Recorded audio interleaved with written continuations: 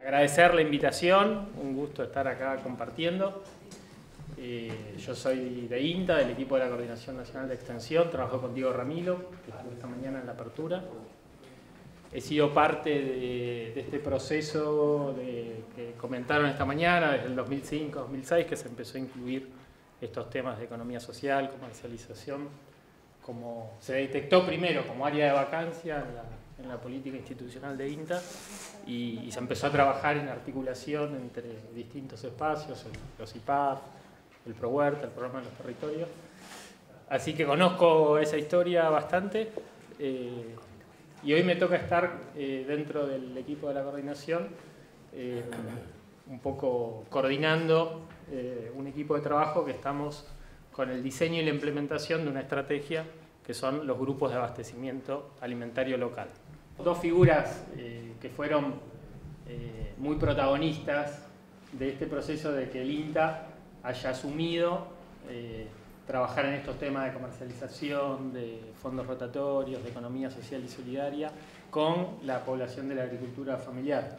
Roberto Cittadini, en su momento primero director del IPAF Pampeano y luego coordinador nacional de ProHuerta, y Julio Alberdín, director del Centro de Investigación de la Agricultura Familiar, fueron quienes en ese momento, en 2004, 2005, abrieron la posibilidad, la oportunidad institucional de que empecemos a trabajar en estos temas. Hicimos toda una serie de capacitaciones con José Luis Coraje, a la Universidad General Sarmiento, por todo el país, a los técnicos, en conjunto con el Programa Social Agropecuario, con la Secretaría, lo que era la Secretaría, todavía Secretaría de Agricultura. Y que de ese proceso fueron surgiendo como distintas herramientas institucionales, ¿no? Proyectos de investigación de los institutos de investigación de los IPAF, líneas de trabajo desde la coordinación de extensión, el fortalecimiento o acompañamiento a procesos organizativos, y que eso de alguna manera, bueno, fuimos cambiando los que éramos los protagonistas de ese núcleo de impulsor de ese proceso, pero también fueron floreciendo mil flores y hay muchas otras experiencias, iniciativas. Y hoy uno cuando recorre, nosotros desde la Coordinación de Extensión nos toca mucho ese rol de visitar agencias, visitar el trabajo que están haciendo los compañeros, los técnicos en terreno. Podemos dar cuenta de la satisfacción de que estos enfoques, de que estas áreas temáticas son parte ya de la currícula institucional de extensión y eso no está en discusión, ¿no? Entonces, bueno, un primer comentario en ese sentido. Esto es el INTA, ¿no? El INTA tiene más de 60 años trabajando en el sistema agroalimentario agroindustrial. Centralmente lo que somos es eso, es una gran red federal desde La Quiaca, que es el extremo norte, hasta Ushuaia, el extremo sur, desde La Consulta o Tunuyán, para que no se ofenda, hasta Andresito, hasta Bernardo de Irigoyen en el extremo este, de agencias, institutos, estaciones experimentales, oficinas de atención técnica, una red con una gran capilaridad y un gran alcance y una gran cobertura territorial, ¿no? Pasamos. Particularmente, ese gran sistema tiene como dos grandes patas, dos componentes, lo que el PEI, el Programa Estratégico Institucional, llama componentes identitarios, ¿no? Uno es la investigación, que ha sido como lo que históricamente ha caracterizado o ha estado como esencia más fuerte en la historia del INTA, en sus orígenes, y un poco lo que ha pasado en otras experiencias de otros países, los INIA, ¿no? En América Latina. Pero la particularidad que tiene la experiencia argentina es que mantenemos bajo un mismo techo esas dos patas, la investigación y la extensión, y nos proponemos dar un trabajo institucional orientado a un enfoque de innovación, ¿no? Que necesariamente ponga en diálogo y retroalimente, ¿no? Donde no, la investigación y la extensión no pueden ser dos capítulos que van por separado, por distintos caminos, en dos instituciones distintas, sino que deben ir de la mano en conjunto y buscando generar procesos de innovación. 360 agencias en todo el país, más de 1.200 técnicos, somos el organismo nacional, junto con el Banco Nación y el ANSES, que es el organismo de previsión social de Argentina, para los compañeros de afuera, somos el organismo nacional con mayor presencia en el territorio nacional.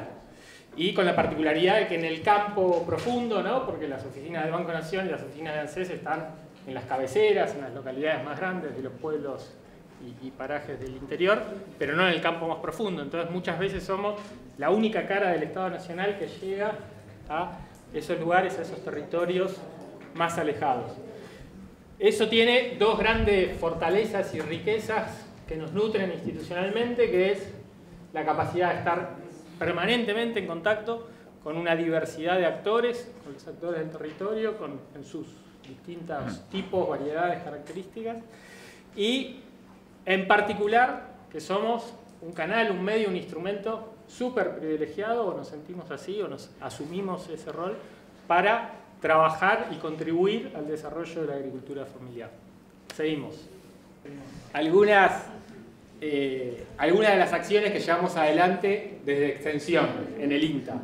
Mucho de esto, o en parte algo de esto, ya lo nombró Diego primero y Nacho después, ¿no? Pero todo el trabajo del ProHuerta, más de 450.000 huertas entre familiares, comunitarias, populares, escolares, institucionales. 446 proyectos especiales ejecutados en este año 2017 en distintas temáticas, desde acceso al agua, comercialización, educación. Nacho presentó un detalle en particular de los proyectos de comercialización. En total, la ejecución 2017 son 132 millones y alcanza a 16.500 familias. Esas dos líneas son en conjunto entre INTA y el Ministerio de Desarrollo Social de la Nación. También en tema de acceso al agua, más de 1.600 familias de agricultura familiar y comunidades campesinas y comunidades originarias, tanto en obras de aguas, en obras familiares, prediales, como en obras comunitarias, por un monto total de $2,5 millones. Eso es en convenio con el Fondo de Adaptación al Cambio Climático de Naciones Unidas, entre INTA y LUCAR, que ejecuta INTA, a través de ese sistema de extensión de los 1.200 técnicos que charlábamos antes. Acompañamiento a más de 1.300 grupos de cambio rural, eso es en conjunto con el Ministerio de Agroindustria. 1.800 productores capacitados en articulación con el Ministerio de Trabajo de la Nación en un programa de entrenamientos laborales, capacitación en oficio orientada a oficios típicos propios de la vida rural, de la vida campesina. Más de 12.000 productores con asistencia técnica y capacitación en distintos tipos de proyectos, líneas de proyecto con financiamiento INTA, Profeder, los proyectos minifundio con productores minifundistas, campesinos, comunidades originarias, los proyectos PROFAM con productores familiares, proyectos de desarrollo local, proyectos integrados, que es otra modalidad donde se integran distintos tipos de sujetos en torno a una misma propuesta. Experiencia de turismo rural, más de 71 experiencias acompañadas.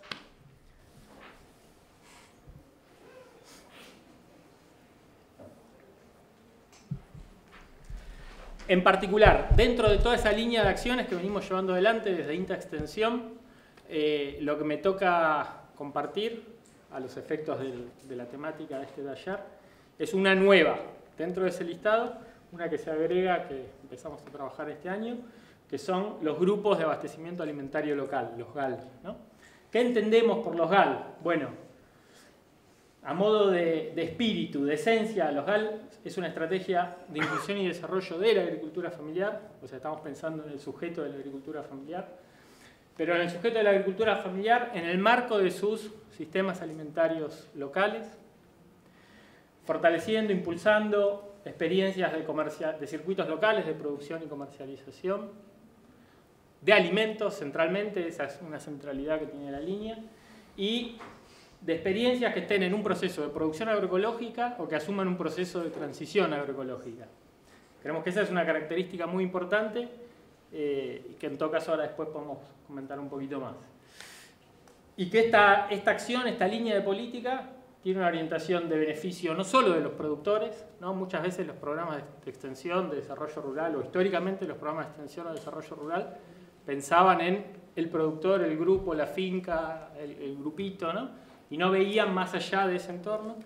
Hoy las condiciones de cómo está organizado el sistema agroalimentario a nivel global, no solamente a nivel nacional, hacen que la problemática del alimento sea un vehículo central para pensar como las nuevas preguntas de cuál es la cuestión agraria hoy, ¿no?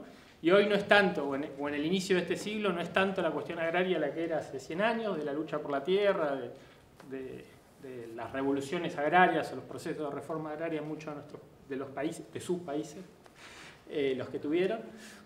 Sino hoy, en buena medida, la disputa en torno a la cuestión agraria pasa por qué es lo que comemos, cómo se produce lo que comemos, cómo accedemos a lo que comemos, ¿no?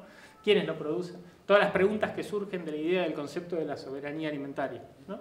Entonces, no solo pensar y mirar el grupito, el productor, sino pensar en toda la comunidad, en cómo se alimenta esa comunidad, evitando intermediarios, poniendo a disposición de esa sociedad local alimentos sanos y saludables y a precios accesibles, ¿no? Precios que sean justos para el productor, pero también que sean accesibles para los consumidores, ¿no? También en todo el tema del comercio justo, los que conocemos, sabemos que hay muchas cosas muy interesantes, pero también hay nichos, ideas de nichos de mercados orientados a consumidores de altos ingresos, de consumos de élite, ¿no? Una idea que está muy asumida, muy internalizada por las propias lógicas del capital y del empresariado, ¿no? Y que no tiene que ver con el desarrollo de la agricultura familiar, campesina, indígena. Pasamos.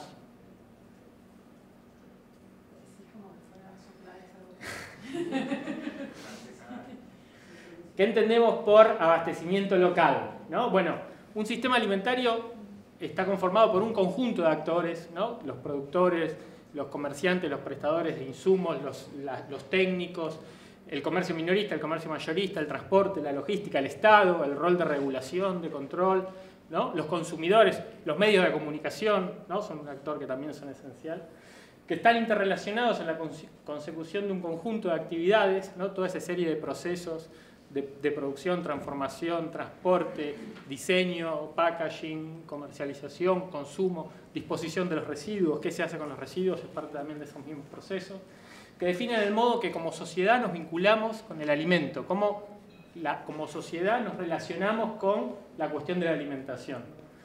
La idea de abastecimiento local refiere a una interpretación de carácter geográfico, ¿no? ¿Qué es lo local? Y se habla mucho, y acá hablan de circuitos cortos en el enfoque de este proyecto, o se habla mucho de comercio de proximidad, mercados de proximidad. Eso en distintos países del mundo que tienen experiencia en este sentido va tomando distintas formas. Y esas distintas formas o se materializa, se concretiza en distintas formas que tienen que ver con cuestiones de contexto, ¿no? Con la densidad poblacional que tienen en esos territorios, con los accidentes geográficos que hacen que estén conectados o no esas comunidades, con características climáticas, con distintas cuestiones propias de ese contexto, de ese territorio.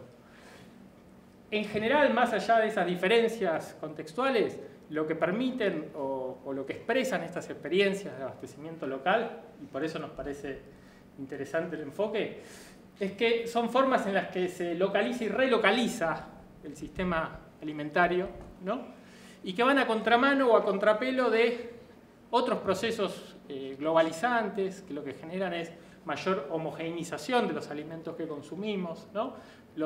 En las góndolas del supermercado, uno camina por un pasillo y todos los productos que ve tienen todos colores distintos, tratan de diferenciarse con etiquetas distintas, con loguitos distintos, ¿no? Pero en el fondo todos esos productos que consumimos ahí son lo mismo, son grasas saturadas, son azúcares, son lexitina de soja, son jarabe de alta fructosa de maíz, ¿no? Entonces, hay un proceso globalizante, homogeneizante en el sistema agroalimentario global, que lo que hace es que los alimentos viajen muchas grandes distancias, ¿no? Y que inducen a un consumo de alimentos ultra procesados, ultra industrializados. Y en cambio, este tipo de experiencias de abastecimiento local permiten un cambio, un contrasentido en tres ejes o en tres dimensiones, ¿no? Por un lado, reconectar esa distancia que se creó entre producción y consumo, ¿no? Por otro lado, redefinir cuáles son los valores que como sociedad, lo que hablaba la compañera de Ecuador esta mañana, ¿no? ¿Cuáles son los valores que como sociedad tenemos y con los cuales nos queremos relacionar con el alimento que consumimos, con el modo en el que organizamos nuestro acceso a la alimentación? Y entonces, ahí los valores de cultura y de identidad local, los valores de la agricultura familiar, tienen un campo muy grande, ¿no?, para aportar. Y por otro lado, una dimensión económica, ¿no? Hay un proceso, algo se comentó también hoy, ¿no?, cómo se distribuye el valor a lo largo de la cadena, ¿no? Los pequeños productores hortícolas del cordón platense, donde vienen las compañeras que hablaron hoy de Manos de la Tierra, la mayoría o la generalidad de los productores de ese cordón son productores que alquilan la tierra, son altamente dependientes de insumos, de los cuales toman precios, ¿no?, porque son insumos que están, los que son convencionales, ¿no?, son precios que están dolarizados, entonces toman precios, venden a culata de camión, o sea, le venden a un intermediario, a un acopiador que también le fija precio, ¿no? Entonces, pueden tener un alto nivel de producción, mucho trabajo dedicado, generan mucho producto, producen mucho, pero eso que están produciendo y todo ese manejo de dinero, al final de mes no queda nada, ¿no? O a lo sumo lo que queda es que el propio trabajo, la sobreexplotación del propio trabajo es la que permite que el dueño de la tierra, el prestador, el que presta el oferente de los insumos o el que compra, sean los eslabones de la cadena que más se benefician por ese modo de inserción, ¿no? Entonces, los sistemas alimentarios locales permiten rediscutir eso, redistribuir el valor que se genera, el excedente que se genera, a favor de los productores y en contra de estas formas de intermediación más espurias. Pasamos. ¿Cómo pensamos, cómo se están estructurando esta línea, este componente de los grupos de abastecimiento local alimentario? Es una línea que estamos llevando en conjunto entre INTA, con el apoyo y el financiamiento del Ministerio de Desarrollo Social de la Nación. Definimos arbitrariamente, porque en el fondo es arbitrario, se puede discutir, estamos abiertos a recibir excepciones en las propuestas, pero en principio un límite de 50 kilómetros como máximo entre lugar de producción, espacio de producción, espacio de consumo. Eso en áreas metropolitanas o en grandes áreas, en zonas donde la mancha urbana va creciendo, va desplazando productores o hay alta densidad, hay un mercado local muy amplio, se puede extender hasta 100 kilómetros.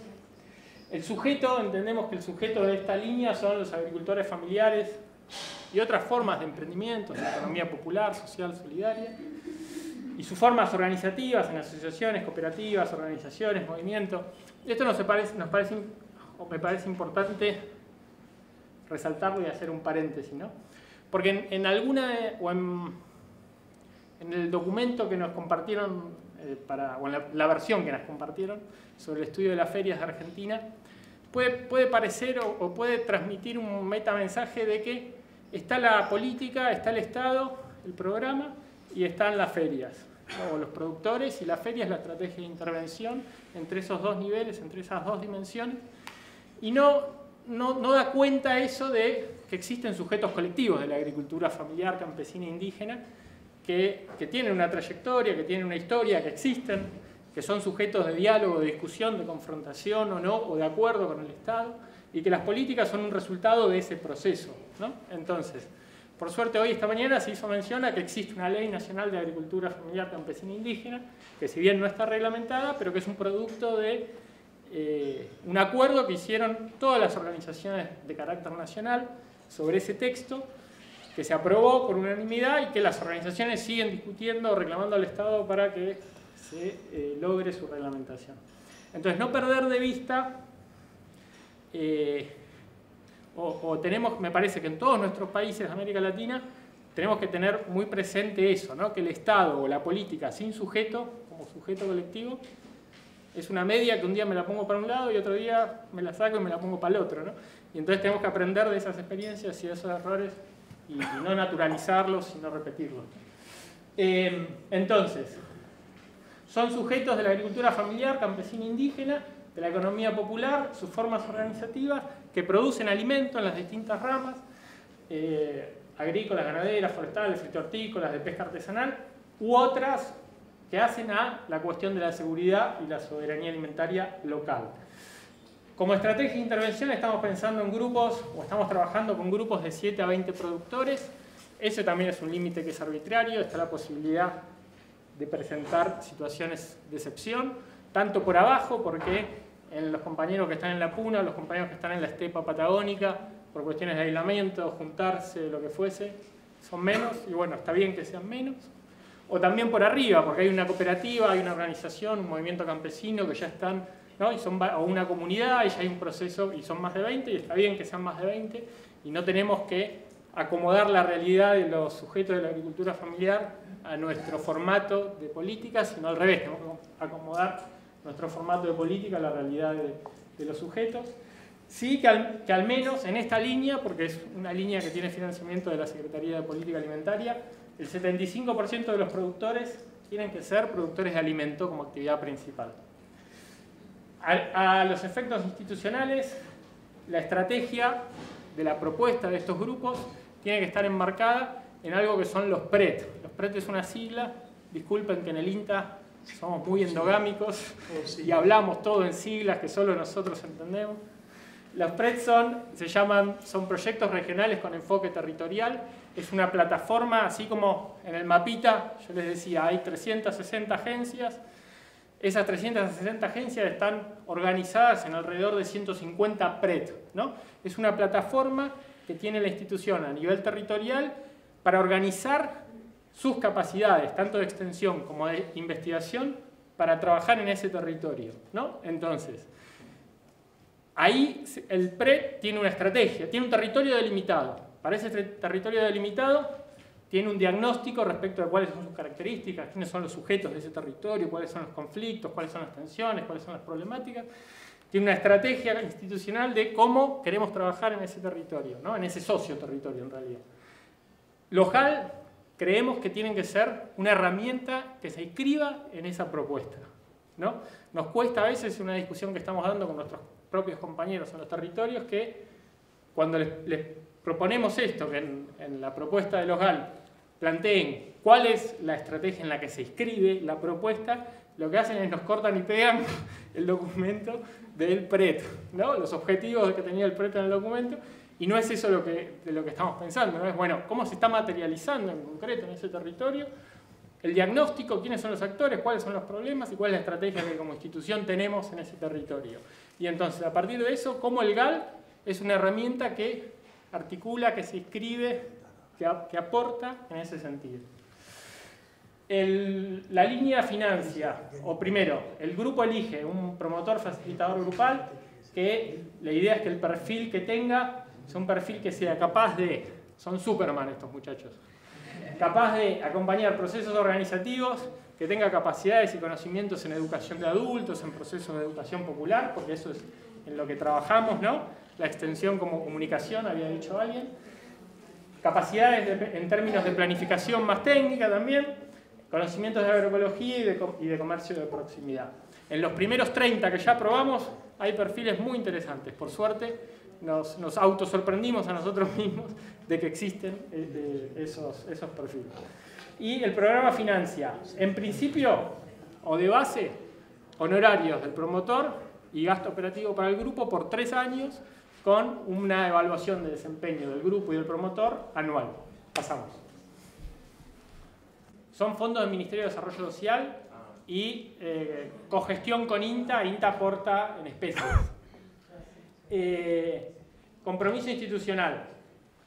Parte del aprendizaje de los errores de experiencias anteriores es que en programas similares o con características relativamente similares se ha cometido como el error de que el promotor es una manera terciarizada de terciarizar o de privatizar la asistencia técnica, ¿no?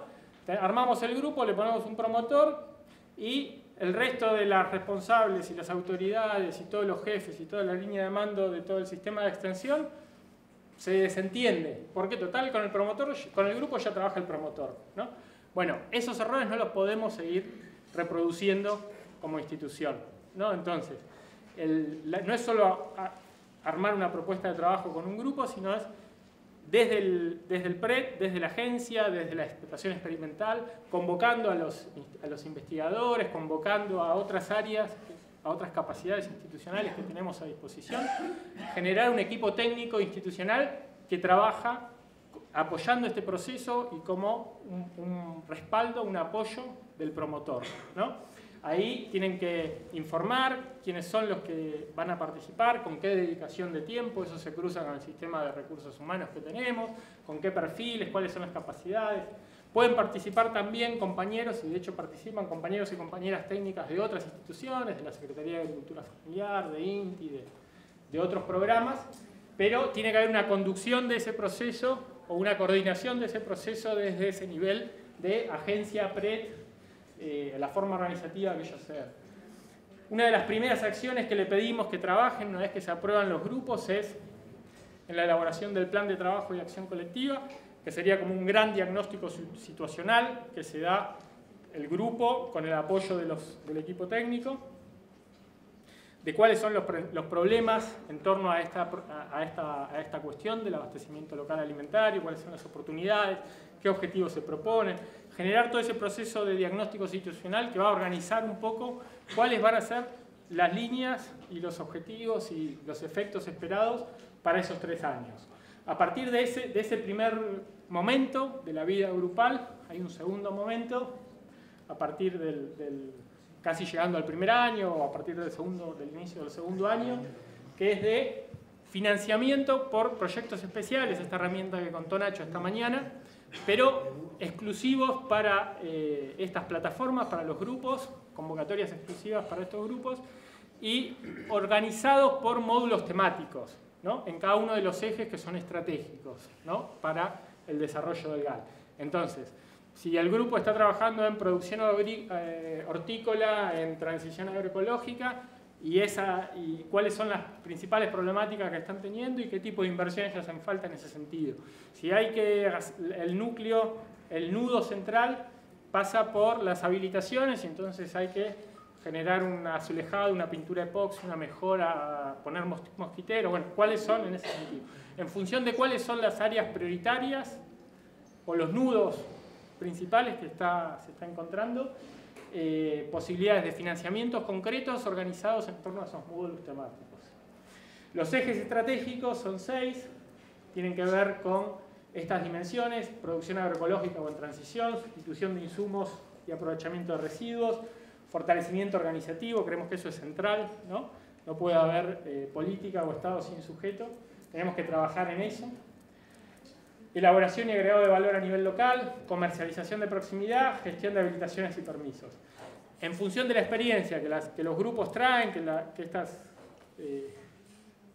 experiencias de abastecimiento local traen, habrá algunos que la cuestión de la transición ya la tienen resuelta, porque vienen trabajando hace mucho, pero el problema está en la habilitación, porque nos falta para poder habilitar, hacer tal mejora, tal otra, o habrá que fortalecer la cuestión organizativa, porque hay muchos conflictos, son grupos técnicos dependientes, ¿no? Y entonces cómo pasamos a generar otro proceso ahí, o habrá que trabajar más en la comercialización. Habrá distintos énfasis en torno a estos 6 ejes, lo que sí creemos que de alguna manera u otra, en distinta relación, los 6 ejes van a estar presentes en lo que es el plan de trabajo y de fortalecimiento de este tipo de experiencias. Actualmente ya se realizaron 3 convocatorias. En esas 3 convocatorias hemos recibido alrededor de 150 propuestas de grupos. Ya hemos evaluado 50, de esos 50 hay 31 que ya están aprobados y que ya están comenzando.